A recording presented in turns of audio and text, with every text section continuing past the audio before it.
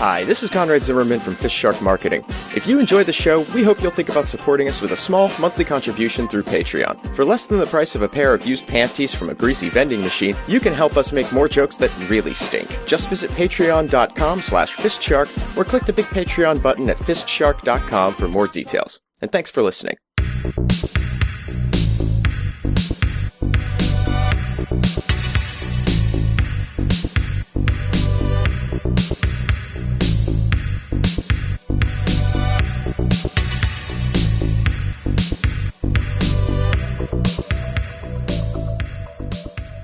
Okay, it's time for us to talk about what is possibly going to be the most important and crucial legal battle in FistShark marketing history.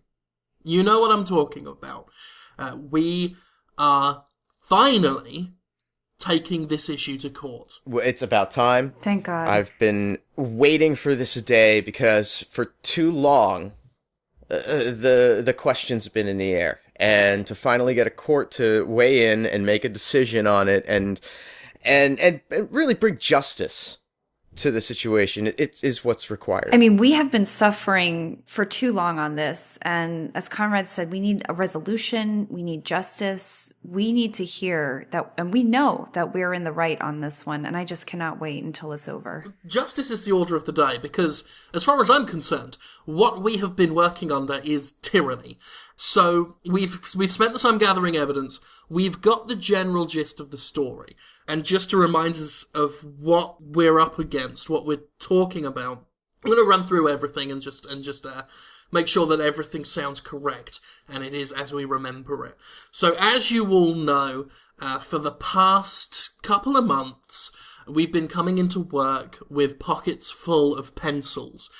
Not spiked pencils, not poisoned pencils, just regular 2B lead pencils, which we have been flicking into the face of Craig the Intern, which, from everybody's standpoint, was harmless fun. Yeah, business as per usual. Business as usual, boosts morale, makes for a happy work environment. Craig, after 3 months of this, on Monday, December the 22nd, stood up after we flicked a pencil. It was a really good one. I had it between my thumb and my index finger, held upright, other finger on the other hand, pulled it right back, let go, catapulted that fuck right into his eye. Everyone applauded, started throwing full cans of Coca-Cola at him, and he stood up and said, "Please don't do that." Oh, it chills me even now to hear it anecdotally. Mm-hmm. That he would have the nerve to even suggest that we not throw pencils at him. Not to go into too much personal detail, because I know no one wants to hear about your personal lives in the middle of a meeting, but ever since that event, that was on December 22nd, so for the past 6 months since that happened, I have been on Xanax for my nerves, I have been seeing a therapist, because for a long time I blamed myself. I was like, what did I do? What have I done to deserve this kind of workplace abuse? Let's not put too fine a point on it. This is harassment in the workplace. Absolutely. I feel like I'm a victim of harassment, and I'm not the only victim. That's the other thing. How many silent victims have there been? How many have not stood up and said, I too have suffered? This isn't just for us, because all three of us have fallen afoul of that man's merciless behaviour. Those moments where he said, "Please don't, it's hurting me, I can't have you take photographs of that." This kind of stuff, and apologies for if I'm, upsetting any of you, bringing up bad memories by counting these things, but obviously these are the things we're going to hear in court. The one that always gets me is when we were doing that experiment where we put Craig in the room with the electrified floor, Mm-hmm. and and zapped him like for 4 or 5 hours, just on and off. Well, at we intervals. wanted to see how much of him would wobble if we took all his clothes off and made him dance via electric shocks. And the video, it's bittersweet, obviously, because it was very, very funny. It starts out hilarious. We've got the Buggles' classic Video Killed the Radio star playing, and the shocks going in tune with the beat. It made me laugh until I pissed. Just a little amount. Nothing. No, I didn't piss myself. It was just a little bit, like a thimbleful. But then when we realized that it would be just as good if we set it to Rapper's Delight, and we asked Craig to go back into the room, and he said, "No, I don't want to do that." I mean, my heart, it just sinks. Every time I hear him stand up for himself, I'm disappointed. I'm shocked. I don't understand where he gets this from. I mean, I don't know how we can help him just be a better victim. Well, this is what the lawsuit's all about. Because we finally got the bastard. Because I've been looking through his company records. I wanted to find out how long he's been with us, whether we've ever paid him, because God forbid if we have. I looked through everything. I looked through the entire staff employment history. I looked through work placement, work experience, internships. I found no record of Craig the Intern having ever interned at FistShark Marketing. There's no start date. There's no probationary period listed for him. No promises of work afterwards. There is no record of Craig the Intern at our business.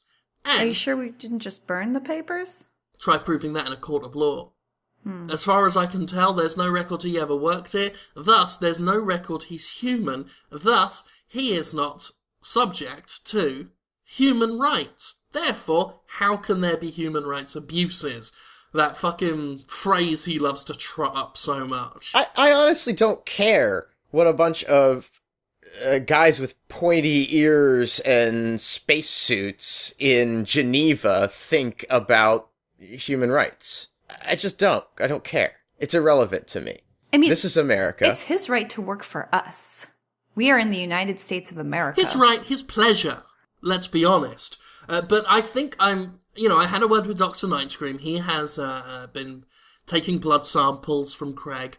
Because I would like to prove, and I feel we've got a strong enough case, I would like to prove in a court of law that Craig is genetically more similar to, if not identical to, a lobster than a human. I feel if we can prove that genetically, on paper, and in science, that Craig is a lobster, we can do whatever the fuck we want. Well, I feel like our case is already strong. The fact that he has no record of existing, period, I think entitles us to have, our way with how we treat him as a human being. I mean, I believe that's strong enough. I'm just saying, I'm going to hand out the data I've been collecting. I think it is quite compelling. You'll notice here are some photographs of Craig, and speech bubbles are on the photograph, with the phrase written, "I am a lobster," inside. And I think that's quite compelling. That's photographic evidence of Craig admitting he's a lobster. Okay? You will also notice here there's a photo of him wearing a pink t-shirt. Lobsters are pink. So that makes sense.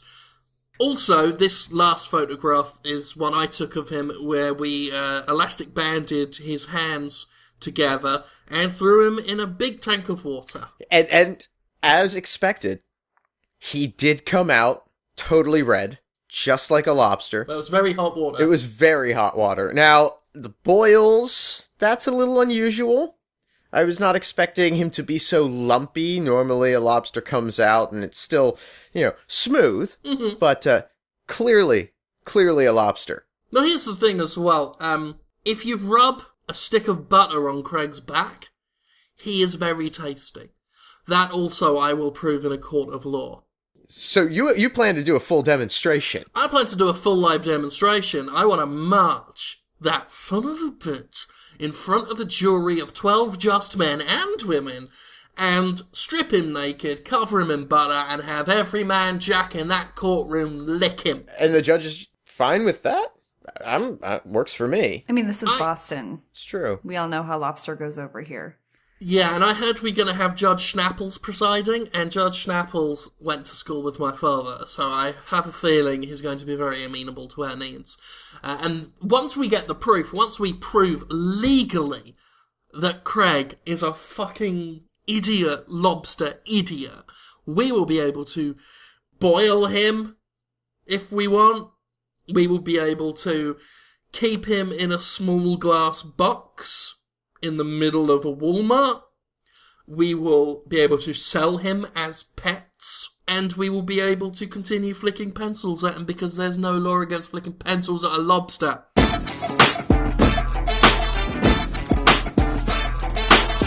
So in the new year, we have a new security initiative that's being rolled out across the company, which, I don't know how I feel about it quite yet. I mean, we're not a dangerous place to work. Mm-hmm. You know? No, absolutely not. We're not in a terrible part of town. I'm not worried about some, some crazed employee coming in with a gun and shooting everybody up. Like, No, not since Stinkane's been tagged. Right, but upper management seems to have made the determination that we need a broader security initiative for the building and the grounds. So, to that end, they have installed, you probably noticed today when you were coming in there, they set up some new metal detectors in the lobby. Right, yeah. right. Is that what that was? Yeah, I don't know. I mean, it feels kind of cold and impersonal in that room. I mean, I liked it. I liked being able to walk into our front lobby and see the slate walls and the vaulted ceilings and the utter oppressive silence that persists in there in utter ignorance of any absorptive material or content. I mean, that room should echo like a motherfucker, but there's this stillness in there that's just, it's so relaxing and disconcerting and really softens up the clients on their way in. You always feel like as you go in and out, the oxygen that's in that room has always been in that room and does not pass through the door. Right. And so I find that the security checkpoint kind of makes it seem like, hey, we care a little too much. Mm-hmm. You know what I mean? Mm-hmm. It's too personal. Yeah, we don't live on the wild side anymore. Doesn't have that charming sense of emotional stagnation. To me, part of the excitement of working at FistShark marketing is the thrill of not knowing who is or isn't carrying a gun into the building. I mean, come on. The sense of danger. Mm-hmm. That is the weird thing about it, because I did bring my gun in today. And they said nothing? No, there was no reaction. No, I walked right through the little box thing, and it didn't go off. And I thought, hey, cool, everything's fine. Made it this time. Don't bring the gun tomorrow. But yeah, I mean, I am wearing my tie made out of guns today. Oh, yeah, so you are. It looks great. Doesn't it look fantastic? Tie. I mean, that is a power tie. Nice touch. Some people said, you're an idiot spending $500 on that. It's just some guns, hot glue gunned to a tie. But I think it looks fantastic. It makes me look powerful, cuts an elegant figure. But I did pass without incident through those gates. Yeah, you know what? I did bring my spiced rum flask today. I sprinkled a little bit of cocaine on top, and there was no frisking. They didn't check your bags. They didn't check anything. No, and I had a good swig of it before I went in. That's mention. Concerning, because I mean, I've got a pocket full of anthrax here. I mean, it was sent to me to my home address, as it. You know how regularly I get envelopes full of anthrax sent to me. And I thought I'd bring it in today because, Dr. Ice Cream's always asking for some. I've got 2 pockets full of the stuff. And the dog that they've brought in to sniff was just asleep and looked like a cat. And was a cat. They sent round a memo. Let me just flip through here. And okay. I misunderstood. I saw the rectangle and thought metal detector, Sure. METAL, and like I was still I was saying it's metal, MEDAL detector. Metal detector. A metal detector. It detects people who have been awarded medals and alerts you to their presence. Huh. That's interesting, because no one in this office has or has ever deserved a medal. That's specifically who we hire. People who the government, in fact, most government and military bodies do not recognize as entities. Well, exactly. I mean, but even still, it does seem like that's still oddly specific that you'd want to keep anybody from even entering the building. I mean, might...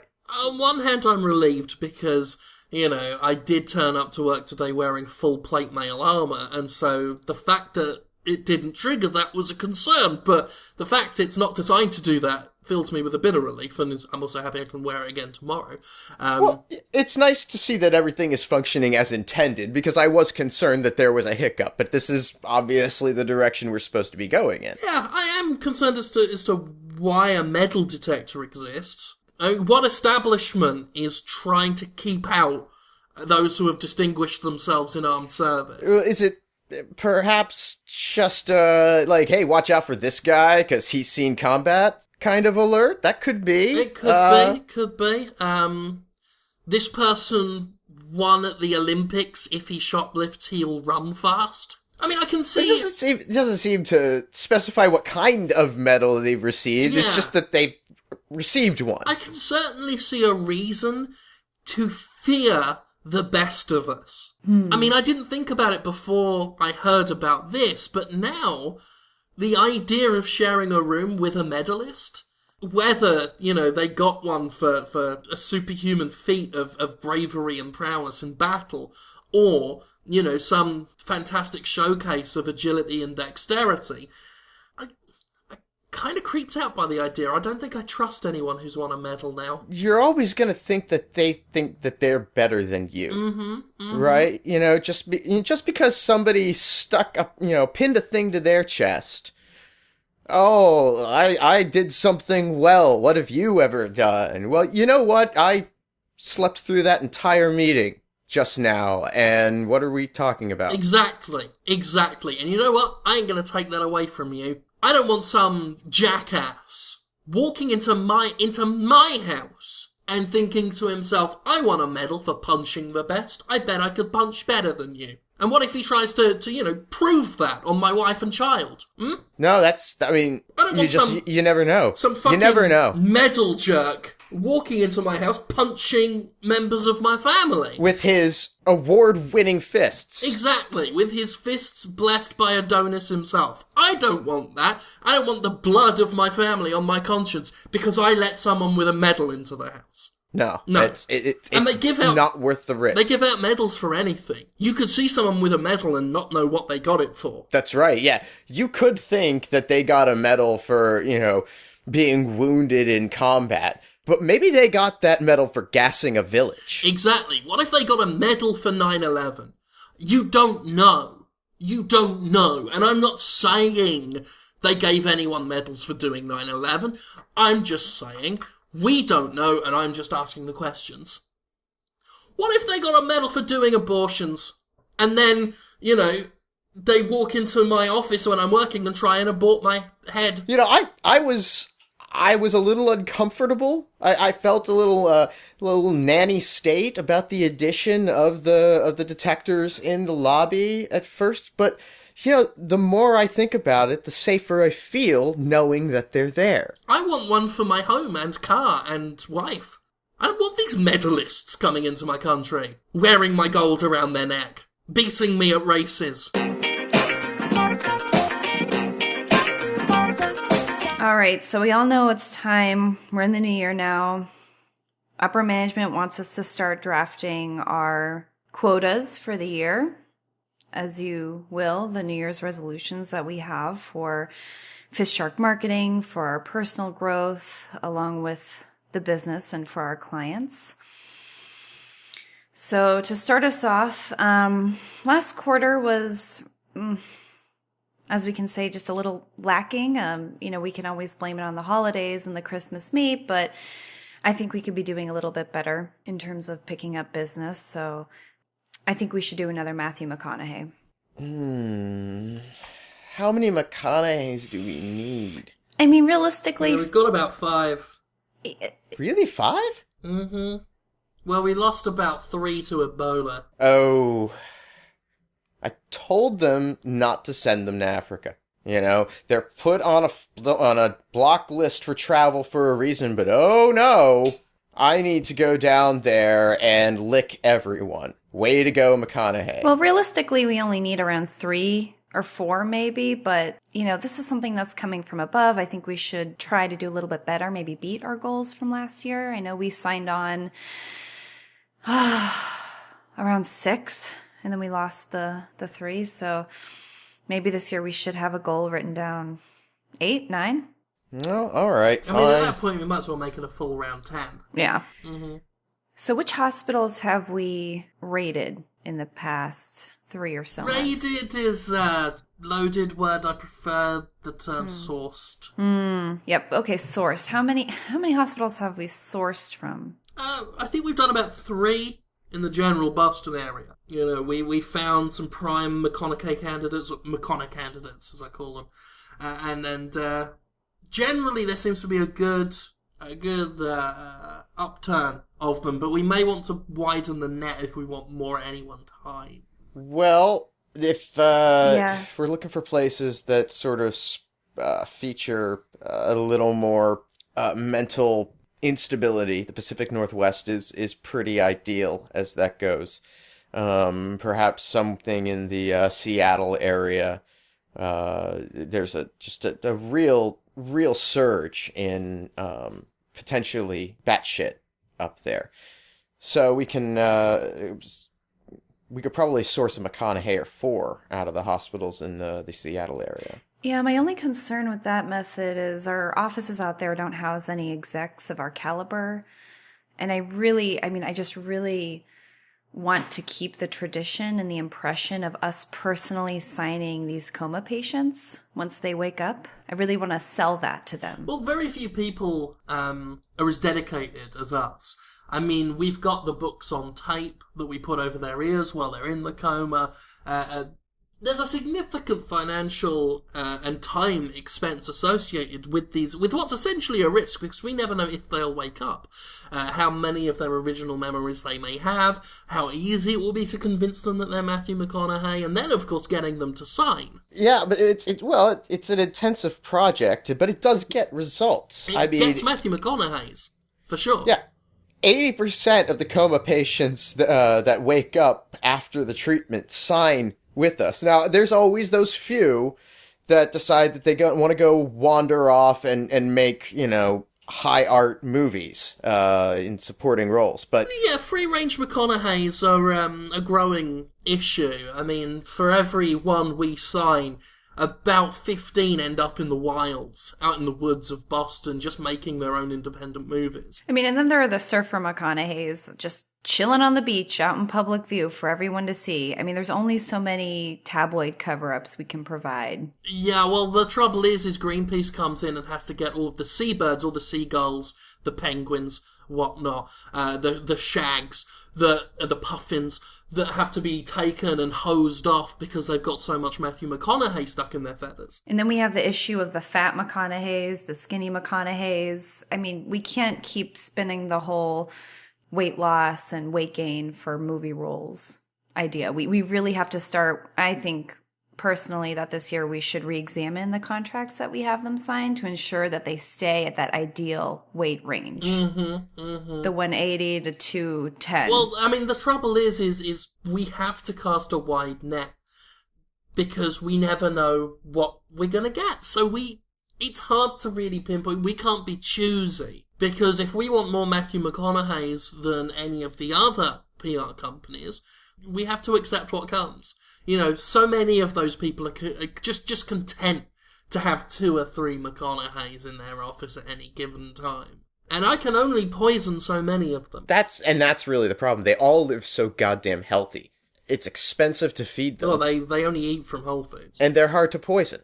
I mean, almost impossible. Like I have to combine so many chemicals. but they're so profitable. God, there is so much money to be made in a fat, juicy McConaughey.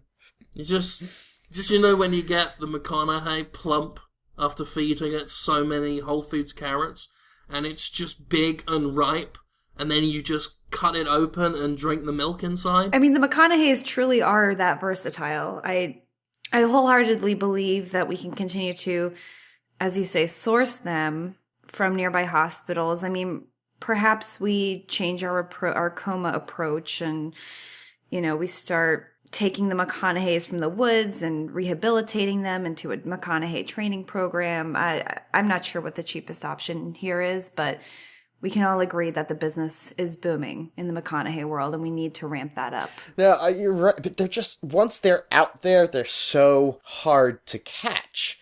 They're up in trees, they're covering themselves with mud, because they don't seem to care. They're so slippery. You can't hang on to one. They're just, you would think with those washboard abs that it would be something to grip, right? You think you can dig your fingers in and hold on, but no, it just pops right out, and off he goes again into the brush. It's just the worst. And we tried grabbing them by the hair, but they start screaming and freaking out. You can't touch the hair. No. It's got to be perfect, even in the forest. Even with the mud and twigs and leaves in there, those are all exactly the way he wants them. And you touch one thing and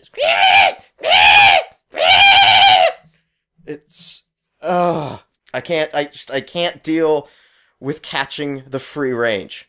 So I don't know if we can get a hold of animal control somehow or what, but I'm not going out again this weekend to catch wild McConaughey's.